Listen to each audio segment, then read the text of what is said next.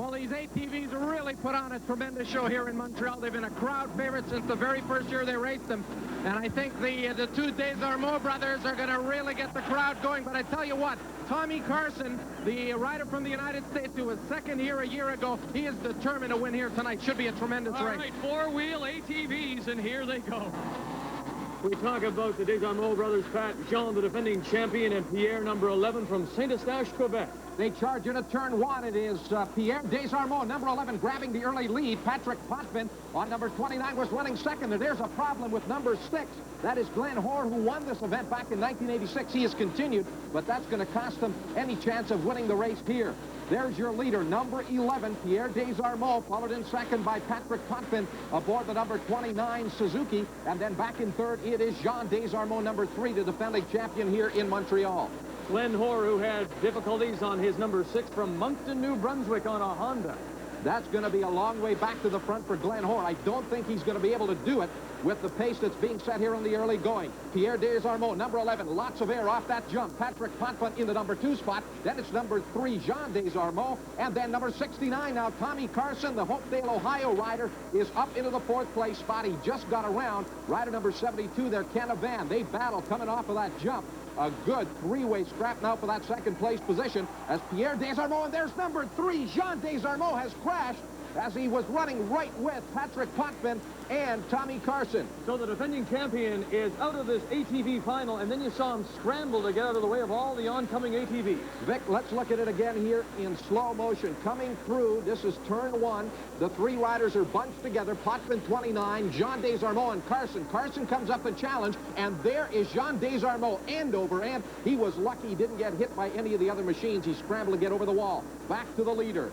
Pierre Desormeaux, number 11, through that tight right-hand switchback turn on to the start straightaway. There's Tommy Carson. He's worked his way into the 2nd place position. 29, Patrick Potvin, the Quebec rider, still runs back into 3rd place spot, but it looks as though Carson has really got a charge on, getting lots of air over those jumps and carrying a lot of momentum. And the amazing thing about Tommy Carson, of course, that he also runs the Motocross. He's done a couple of heats there. Now he's in a heat here, a final, probably 4 races by the time he reaches this point.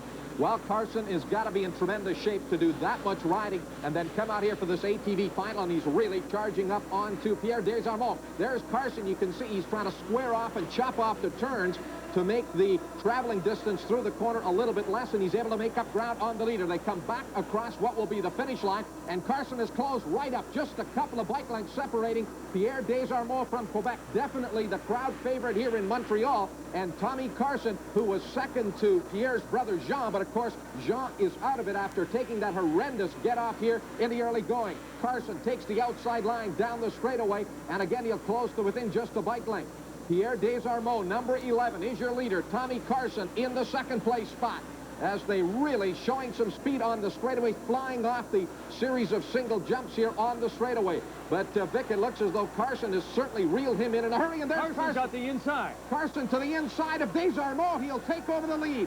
Tommy Carson saw the opening there as they went through that left-hand turn, and Carson has put his Honda 250 out in front. Carson on the Honda, the red machine, and then right behind him on the yellow and blue Suzuki Quad Runner is Pierre Desormeaux. Back to 3rd, it's still the number 29 machine of Patrick Potvin, but Potvin is well back at this point. Here's the pass by Carson.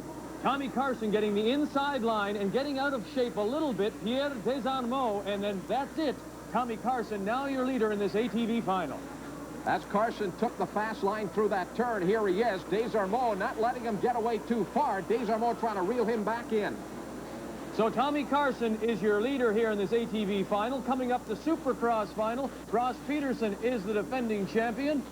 And Pat is with Rollerball Now. Ross Peterson, you did an awful lot of racing in the early part of this year in the United States. Has that put you in the type of frame of mind, both mentally and conditioning-wise, physically, to win another Supercross title?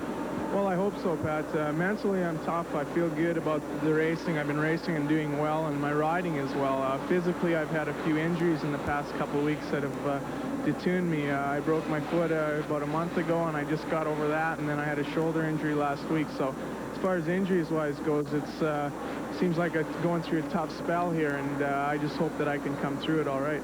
Okay, Ross Peterson, all the best here at the Olympic Stadium tonight. Thank you very much. Ross Peterson coming up in just a few minutes with the Supercross final. Your leader continues to be Tommy Carson from Hopedale, Ohio. Pierre Desormeaux on bike number 11, still trying to chase him down, Vic, but right now Carson has opened that up to a pretty good lead here on Pierre Desormeaux. And of course, one of the pre-race favorites, Jean Desormeaux, had that big crash in the early going. He has been sidelined. It's been up to the other Desormeaux brother here, Pierre, to try to chase down Tommy Carson. But you can see Carson still holding a pretty good lead here on Pierre, and Pierre's trying some different lines through this section of the racetrack to try to make up some ground. But Carson is a very experienced rider on both the ATVs and the motocross bikes, and again, a compliment to his conditioning that he's been able to do this much racing here in Montreal, including some ATV heats and the Supercross qualifiers earlier, and then come into this ATV final and run as hard as he has. There is Carson. You can see the riders as they go through the turns do shift their weight to the left and to the right of the machine to try to keep all the wheels down on the racetrack. So it's Honda first, Suzuki second. It is Carson leading Desormeaux from Quebec, second place. Third place rider back in the pack is still Patrick Potvin. Another Quebec rider, he is on Suzuki. Ken Avan running in the fourth place position, and a rider who we saw at the very start there, Glenn Hoare, who won this event back in 1986, has worked his way up into the top 10. He continues to charge up towards the front of the field. There is Tommy Carson. Desormeaux has cut down that lead just a little bit. The blue and white last lap flag is out at the finish line. There is your leader, Carson. Then we had that number 12 machine actually in there is running a lap down. That is Ghislain Labelle out of Quebec. Second place rider is number 11, Pierre Desormeaux. So Carson does have a slower lap rider in between himself and the second place rider, Desormeaux. Less than a lap to go from Tommy Carson. He'll be very, very conservative here on this last lap. But, Pat, you don't want to be too conservative here because it looks like Desormeaux is closing just a bit. Well, Pierre Desormeaux has put on a real charge here in the last lap or so. He has closed up on Tommy Carson, but there's Carson making the quick check over the left shoulder. He knows he's got a big enough lead. He's just got one corner to go. There's Desormeaux trying to chase him down. Carson to the line, checkered flag. Tommy Carson has won the Montreal ATV final. There's Pierre Desormeaux. He will finish in second. And the third ATV across number 12 is a lapped rider, Ghislain Labelle from Quebec. Here is Tommy Carson, a quick check over the left shoulder. He knows he's got enough of an advantage as he's just got one corner to go before the checkered flag. So once again, the winner of this ATV final, riding a Honda from Hopedale, Ohio, Tommy Carson, and he's standing by with Pat. Carson second here in Montreal a year ago. The big win tonight. You really had to work for that one. Yeah, the Canadian brothers are pretty tough. They really make you work for it. I really got awfully tired riding the four-wheeler and then 2 heats on the bike. I'm pretty tired right now. Was there a section of the racetrack where you really set them up for the pass, where you felt you were making a lot of time up on them? There was a couple sections across the rockers in the back that I felt I was faster, but I would take the inside, he would go on the outside, but I didn't want to ram into him. And finally, I was close enough that he made a little mistake, and I took advantage of it. Okay, Tom Carson, congratulations on a great win here in Montreal. Okay, thank you. Thank all the Montreal fans. So there are your final results in the ATV final. Tom Carson, the winner, followed by Desormeaux and Potvin. It's Honda winning, followed by a couple of Suzuki. What's the best brokerage account for an active investor? Super Motocross at Olympic Stadium, and it is hard to believe this is the place the Expos call home. When you look at a track like this here at Olympic Stadium, you know it doesn't go in overnight. Claude Léonard, how long does it take you?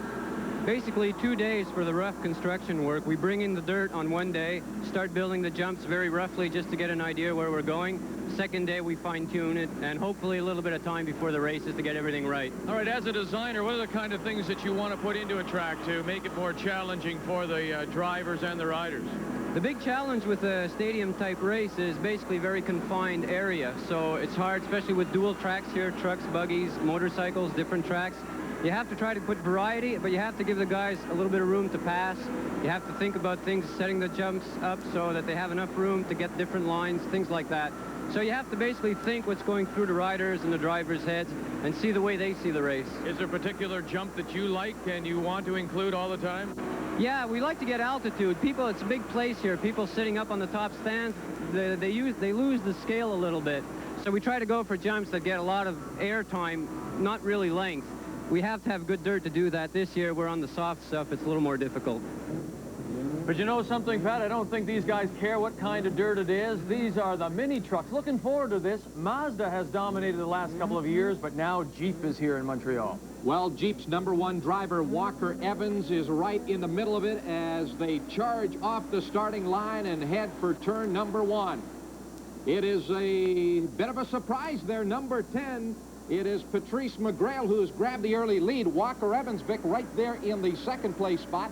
But he has got Glenn Harris and Jeff Huber chasing him down on the straightaway. There is that battle for second place really heating up. Walker Evans holding off the two Mazdas of Glenn Harris and Jeff Huber. But there is your leader, to the delight of this Quebec crowd. It is a Quebec driver, McGrail, who leads. There is Patrice McGrail, as now Walker Evans and the rest of the field starting to catch up just a little bit.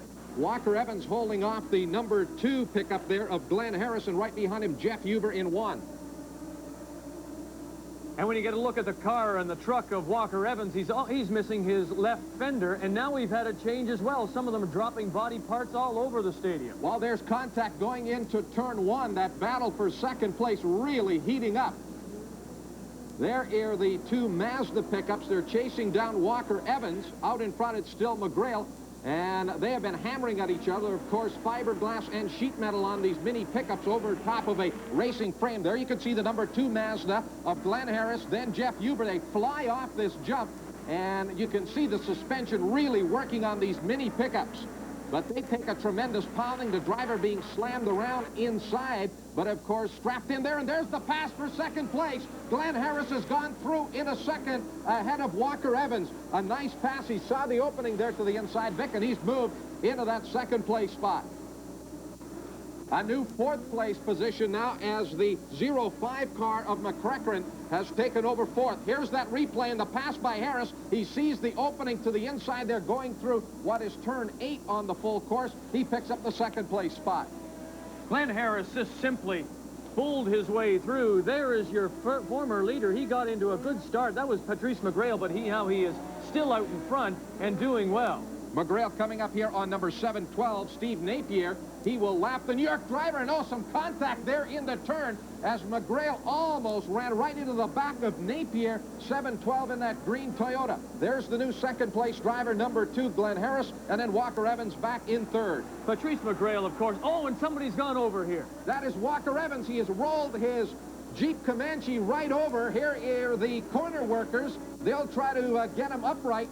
It's rock and roll time here now as they push that Jeep Comanche back and forth, trying to get enough momentum, and he is righted now, and Walker Evans will continue, but he's lost several spots. Well, he's going to chase down McGrail now, hopefully. Coming up, of course, we will have the Supercross final for you. We talked earlier with Rollerball Ross Peterson. Alan Dick from British Columbia won the second qualifier, and he's with Pat.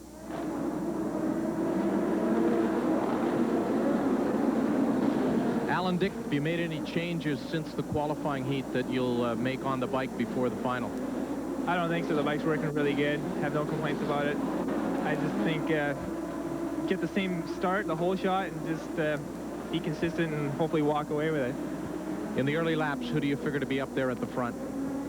You have to expect Ross Rollerball Peterson to be there. Jim Hawley, he's going really good. Jeff Hicks, the Americans you got to really look out for. Okay, Alan, all the best here tonight at the Olympic Stadium. So it is continuing to lead in this mini truck final. Patrice McGrail from Saint-Constant, Quebec in his Mazda. And chasing him, of course, is Glenn Harris. That lead battle starting to really tighten up. McGrail has led here since the start, but Harris has come through into that second place position, and he's reeling in McGrail. They're just about 3 or 4 mini pickup truck lengths there separating the front-running two drivers, and then back to third now. It is #1, Jeff Huber, in the other Mazda, so it's Mazdas 1, 2, 3 here. You get an idea of just how tough these trucks have to be. Look at the air they take. And then Walker Evans goes over on his side. They just put him back on his wheels, and off he goes. These are some tough drivers and some tough trucks. Well, although they might look like the trucks that you or I would drive on the street, these are trucks that have been built around a strong tubular frame, and then, of course, the stock body parts of fiberglass and sheet metal laid over top. They're putting out some 275, as much as 300 horsepower, and McGrail, to the delight of the crowd, continues to lead. They're coming up on one of the slower trucks here. That is Pete Punderson, and here is McGrail. Gets hung up a little bit with Punderson, and that will allow Glenn Harris to close it right back up. Harris closing on the leader. Across the start-finish line, McGrail is still your leader, but here comes Harris. Harris is on the charge now. He has the leader in his sights. He'll use him as a bit of a gauge as he attacks some of these jumps, and he is definitely right with the leader right now, and McGrail must be looking over his shoulder and in his rear-view mirror as he watches the man who has been very, very strong here in Montreal the last couple of years in our Class 7 mini pickup race. That is Glenn Harris. He continues to close it up on the leader. That race back there for third, it is still Jeff Huber in the other Mazda, number 1 there, working his way around a couple of slower pickups in the third place spot. And that right fender of Huber barely hanging on as he plays third. He goes for third. There's some contact, and oh, McGrail has gone right into the concrete barrier. McGrail and Glenn Harris got into some contact, and there is the pickup of McGrail. It looks like the hot exhaust has caught one of the hay bales on fire. McGrail trying to get unstrapped in there, but he's got it right up on the concrete barrier. He can't move forward or backward, and there is your leader. Glenn Harris has charged out in front, but you can see the pounding that his Mazda has taken. The sheet metal dented in, the fiberglass pieces all torn off of the pickup, and there is McGrail as the safety crews attending to McGrail's number 10 Mazda, but after a strong run up front, it looks like that'll be it for him. And now he loses a piece of his truck as he goes by. Here's the collision, and here is McGrail into the hay bales. He led until this point. Well, that was the first shot. Here is the second one. McGrail goes up on 2 wheels, and then he is given a nudge there by Harris, who puts him right into that concrete wall and the hay bales. Back with the leader, Glenn Harris, number 2. And now it's quite a gap back to the second place driver, who is Jeff Huber, Glenn Harris's teammate, as Mazda's run 1-2 here in Montreal. And you can see that the pounding that Harris's machine has taken. There is Huber back there in the second place spot. Both these Mazdas out of Camarillo, California, leading Glenn Harris, and then Jeff Huber, teammate, is second. There is your leader, Glenn Harris, as he works this section of the racetrack. Again, the mini pickup as much in the air as it is down onto the racetrack. As Harris, who did not get off to the kind of start that we've seen from Glenn Harris here in Montreal the last couple of years. There is the white last lap flag. Glenn Harris is on his way. There is Jeff Huber in the second place position aboard the number 1 Mazda pickup. And now up into that third place position is Walker Evans' teammate, Rob McCachran, out of Anaheim, California. So the California drivers run 1, 2, 3. So Glenn Harris looks like he's well on his way to his third straight win in mini trucks here in Montreal. There is Harris, the leader.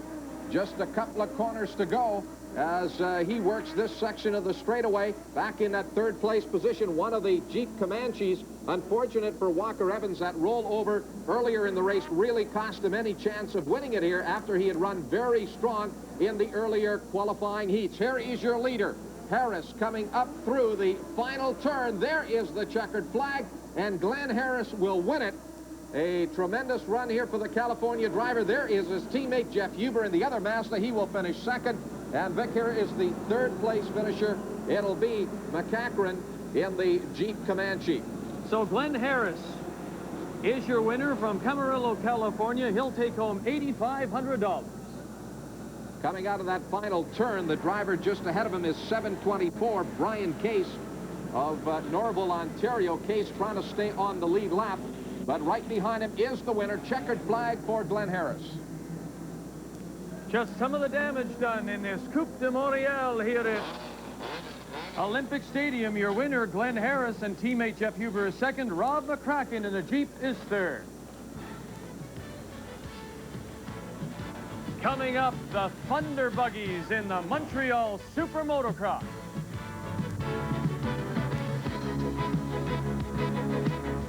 Claude Thibodeau from Shawinigan, Quebec, will attempt to jump from a crane 200 feet above, nearly at the roof of Olympic Stadium, and into the air mattress.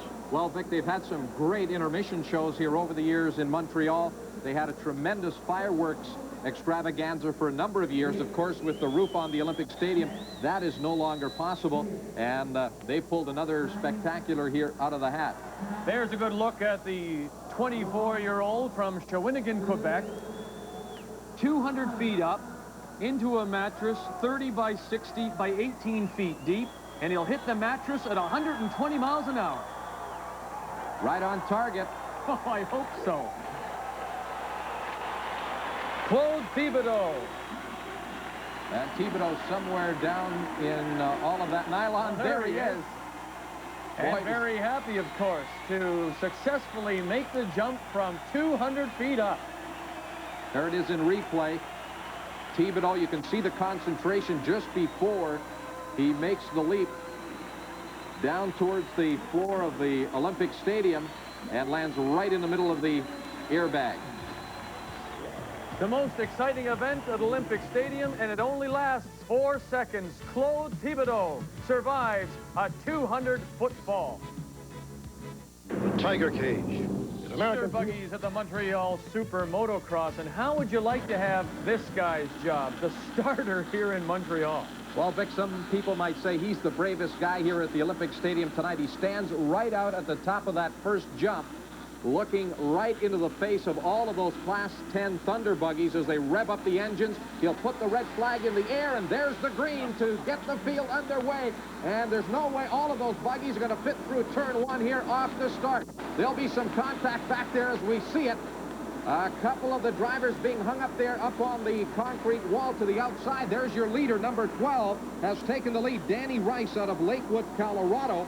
The Colorado driver, and now there's a pass there as they come onto the straightaway. Billy Beck there, number 001, in the blue and yellow buggy he wanted here a year ago. There's your leader, Rice, followed by Schmidt in car number 14. There is Danny Rice, the Colorado driver, leading it here on lap 1. Then Schmidt in 14, and then Billy Beck, the defending champion here in Montreal, back there in the 3rd place spot.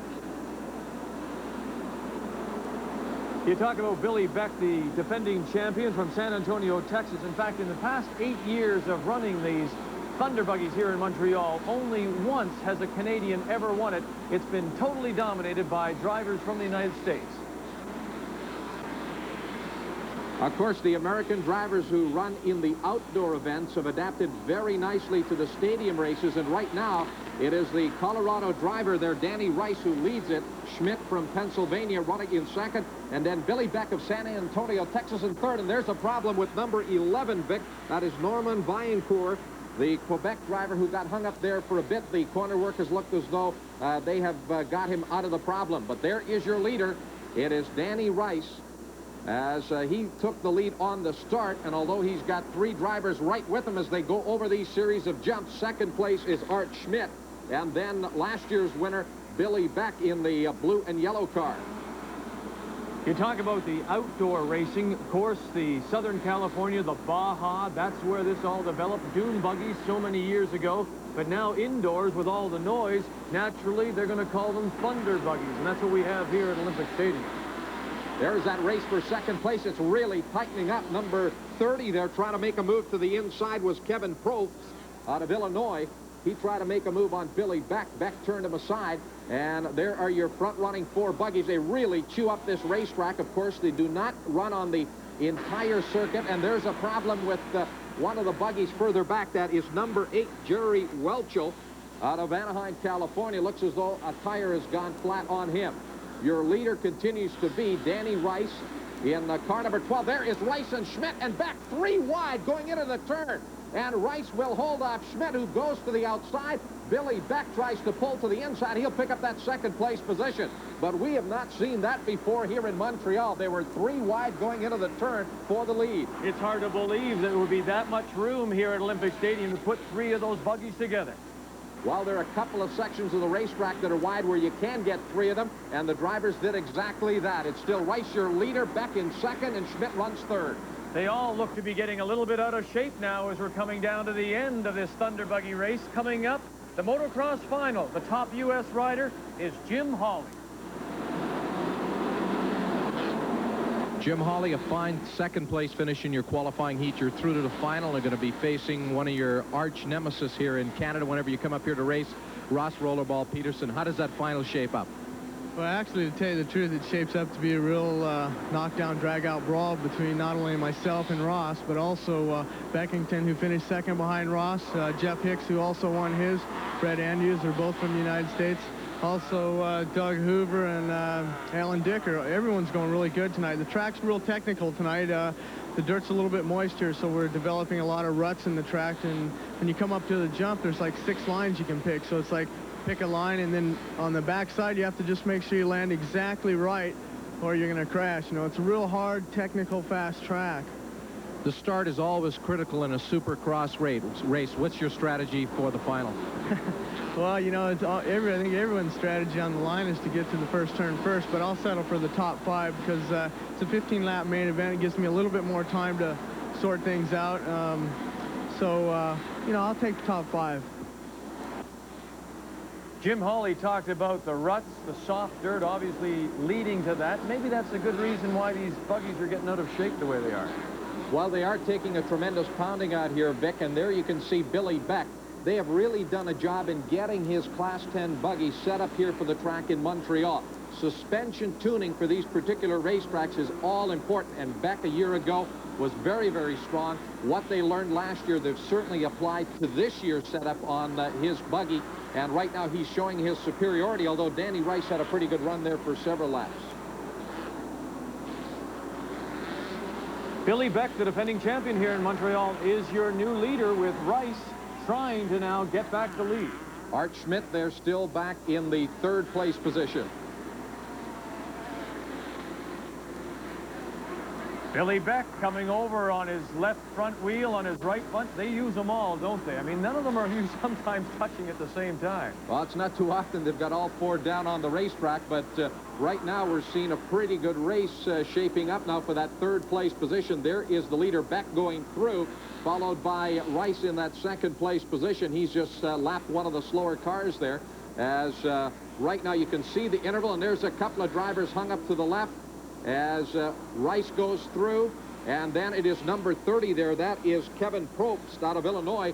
He's up into the 3rd place position. Billy Beck, your race leader, running very strong here through that turn. You can see him having it crossed up just a little bit, and he's going to be lapping some of the slower traffic here for the next lap or so. That'll be a problem here on this racetrack that isn't all that wide in sections, and getting around some of the slower buggies out there could be a problem.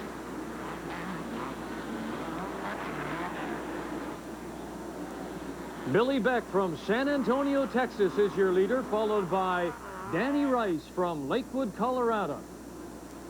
Beck coming up onto the finish jump where he will take the checkered flag at the end of this one.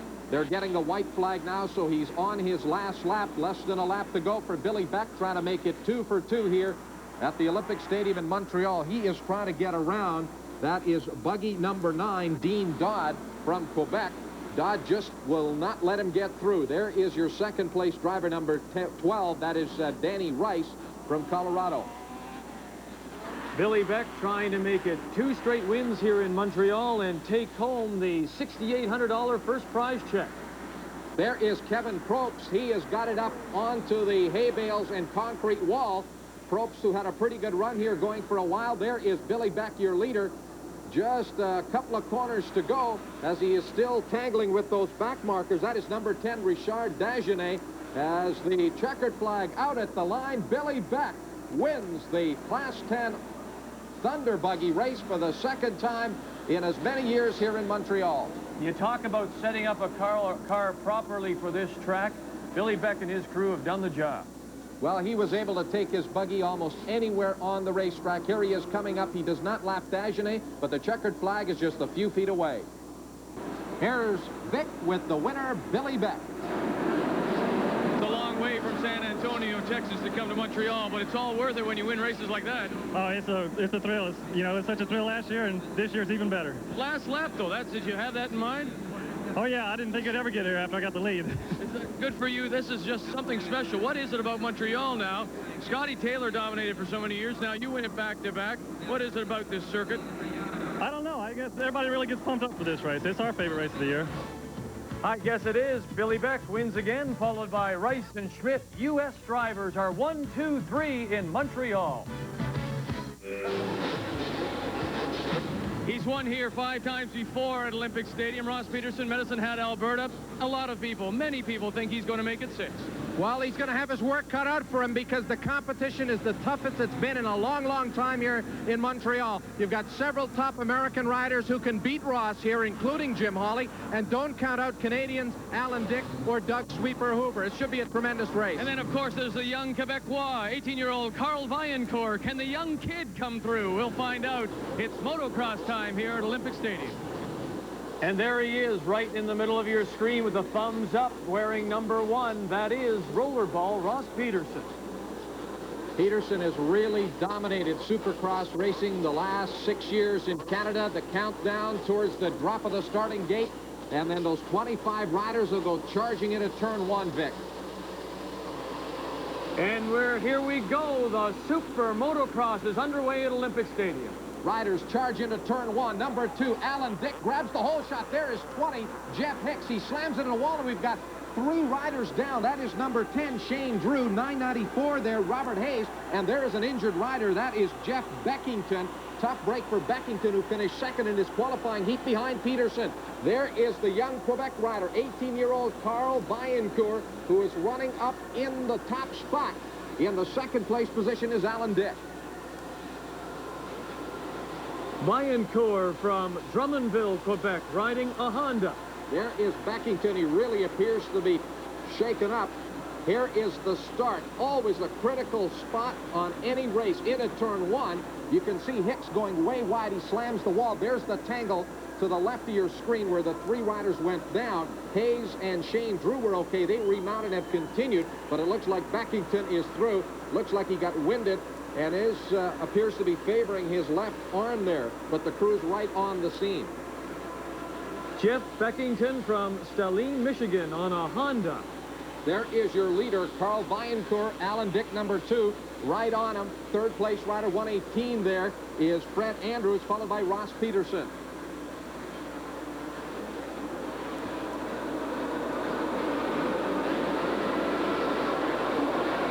There is your new leader, Alan Dick, getting by in that tight section. Vaillancourt in the 2nd, Peterson and Andrews running side by side. And now Andrews moves up to challenge Vaillancourt for that 2nd place position side by side over the jump. Andrews will move into 2nd. Peterson goes through in a 3rd over the section of rocker jumps. It is number 2, Alan Dick, your leader. Fred Andrews from the United States in 2nd. Ross Peterson runs 3rd. The young Vaillancourt had his moment of glory here in Montreal, Vic. He led there for a while. So Alan Dick from British Columbia won here in 1986, looking to make it 2 in the last 3 years, is your leader. About 4 laps into this Super Motocross final here at Olympic Stadium. Here is Vaillancourt, the leader. This was the pass for the lead by Alan Dick. He just gets better momentum over that section of rocker jumps, moves ahead of Vaillancourt. Then it was a few corners later that Andrews and Peterson were able to go by. Alan Dick, number 2 on the red Honda, is your leader. That race for 2nd place, Vic, really tightening up here between Andrews and Peterson. Of course, Peterson has raced in the United States many, many times before against Andrews here on Peterson's home court. Andrews doing a pretty good job as he holds that yellow Suzuki in the 2nd place position. There you can see your top 3 riders into the rockers again. It is Dick, followed by Andrews and Peterson.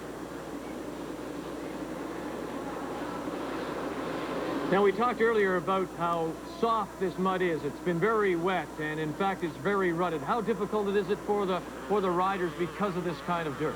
Well, it tends to form what is called a single line through the racetrack, and it's sort of follow the leader right now, but the riders can get off that line and try to find perhaps another faster path through the racetrack.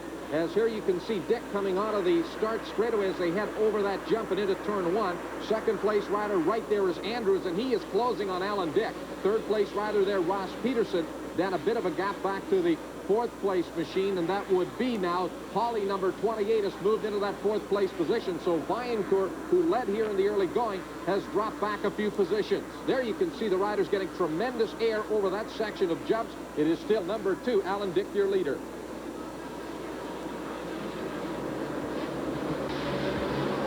So your leader on a Honda from Abbotsford, British Columbia is Alan Dick, followed by Ohio's Fred Andrews driving a Suzuki. Ross Peterson from Medicine Hat, the defending champion, riding a Suzuki, is third. And Jim Hawley from the States, Woodland Hills, California, is fourth on a Yamaha.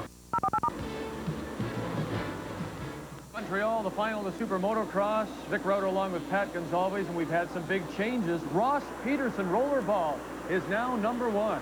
Peterson has taken over the lead. There he is, coming on the straightaway. A rider has crashed just to the left of the picture there. You can see Alan Dick, number 2. He's dropped all the way back into the third place spot. Here is Peterson and Hawley really going at each other. Hawley gets right out of shape in this section of rocker jumps. He almost goes over the front of the handlebars, but manages to muscle the machine back under control. Peterson stays ahead of him as they come onto the straightaway, but those two riders have really been going at each other. And that rider down was Brad King, driving number 11, a Honda from Hamilton, Ontario. Brad King. There is Peterson and Hawley, plenty of air off of that jump. Ross Peterson and Hawley, they have mixed it up here in Canada many, many times before in other Supercross events and some arena cross races, as well as competing head-to-head in the United States. And they have got another dandy battle going here. Peterson, your leader. Hawley in second. Alan Dick, who led here for quite a while, back in that third place position. There's 118, the fourth place rider, Fred Andrews. Peterson and Hawley still just a couple of bike lengths separating those two riders, and they're working back marker traffic now, Vic. This could be a problem. Ross Peterson looking for his 6th win here in Montreal. He's won 5 of the past 7 years. Well, nobody's really been able to compete with Ross Peterson head-to-head in Canada. His stiffest competition over the last few years here in Montreal has come from the American riders, and he's got all he can handle right now with Jim Hawley, the Woodland Hills, California rider. Hawley, you can see they're reaching up to his goggles. He'll pull off one of those tear-offs, and now closes to within just a bike length of Peterson over the rockers. Hawley going for the lead, but Peterson manages to hold him off. Hawley is really picking up the pace now. Side by side over the jump, and Hawley takes the lead. Jim Hawley has taken the lead here in the Montreal Supercross. Peterson just did not have the same momentum over that section of rocker jumps, and Hawley was able to power by into the lead.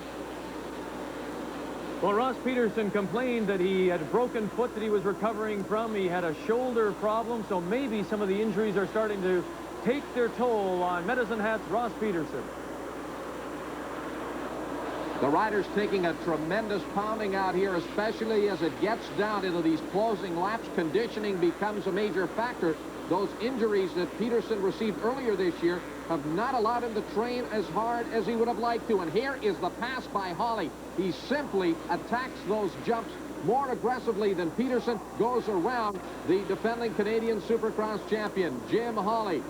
Your leader, as he stretches it out now, Vicky, appears to be putting some distance on Ross Peterson, although Peterson still has him in his sights. It is going to really be a tough job getting back up onto Jim Hawley. So Jim Hawley, an independent rider, no financial support, from Woodland Hills, California, leads here on his Yamaha, followed by Ross Peterson on his Suzuki. Here is Hawley over the, what will be the finish jump, coming up on a lap rider there. That is Marty Burr from Caledonia, Ontario. He will lap young Marty Burr. There you can see the interval back to Peterson on the Suzuki. And again, the front-running riders here are going to be in traffic the rest of the way through.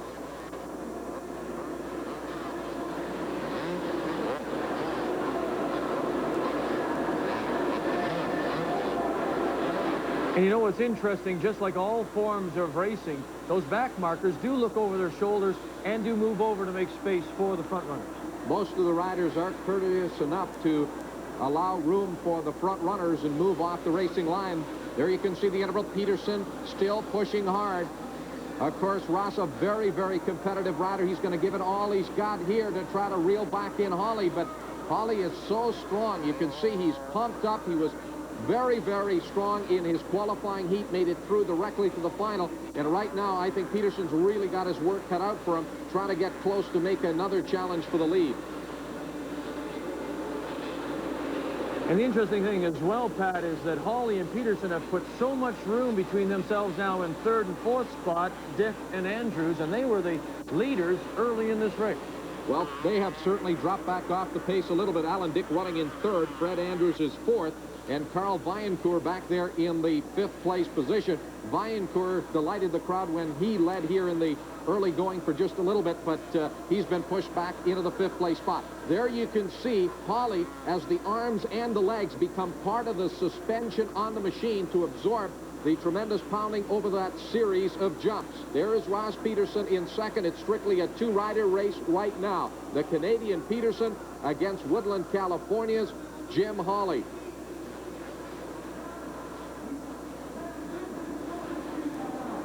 There's the difference so far in this race between first and second. Have a look as well, Pat. You can see the ruts now being carved out of this track at Olympic Stadium. And that just probably is hampering Peterson in his attempt. Look at how it's carved through this turn in his attempt to catch up. Well, last year here in Montreal, Ross hit one of those jumps very, very badly, crashed and hurt his leg. And that's probably still in the back of his mind. There is Hawley. He took a quick check over his right shoulder to see exactly where Peterson was. And as they came across the finish jump that time, they got the blue and white last lap flag. So it's less than a lap to go for Jim Hawley, who has raced in Canada many, many times. But if he can hold on here for the next 3/4 of a lap or so, this will certainly be his biggest Supercross win in Canada. Well, certainly, because the last time he was here, he finished 11th, and what an upset this would be for Jim Hawley to knock off #1 Ross Peterson. Alan Dick, who has won before, he's never won here, and he's now only a few feet away, Jim Hawley. Hawley on the last lap. He'll be very careful now as he works through the rockers now for the final time. It looks as though he's got some clear racetrack, at least for the moment. Coming up on a slower rider here in a little bit. Peterson has closed now. Peterson trying to make a last lap bid. He has chopped down that lead to about 9 or 10 bike lengths. Just a couple of corners to go through this left-hand switchback turn. It is Hawley through the final corner, coming up to the line. There's the checkered flag, and Jim Hawley wins it. Peterson in second. Gentlemen, Jim Hawley from Woodland Hills, California, wins the Montreal Supercross. You know, hardly any of this stuff can really help That's on a anyone. great win. Peterson seemed to have you early, but then the bike and you just picked it up in the middle and took it and ran away with it, it seems. Well, I think everyone had me early. I got off to a bad start. I was probably like about 10th off the start line the first corner, and I had to pick my way up and work up through the crowd, and everything went pretty good. When I got into second, I was just able to watch Ross's lines and see where I could pass him out and see exactly what he was doing. And about the 10th lap, I wanted to go ahead and pass him and try and pull away and put as much time on as possible. How much the problem is the track because it's a little wet? Well, it presents pretty much a big problem because of the fact that all the jumps create real deep ruts. So they're probably like about up to our foot pegs, you know, deep. They're almost 2 foot deep. There's about 7 of them to every jump. So you have to make sure every lap you have to hit the same rut and land in the other rut on the other side. So it's a real technical and tough track. Well, you hit enough of those ruts and did it well enough to win. Congratulations. Thanks a lot. They call him Gentleman Jim. Jim Hawley from California, winner over Ross Rollerball Peterson in the Montreal Supercross. What's the best brokerage account? Facility was a mere $800,000, and the new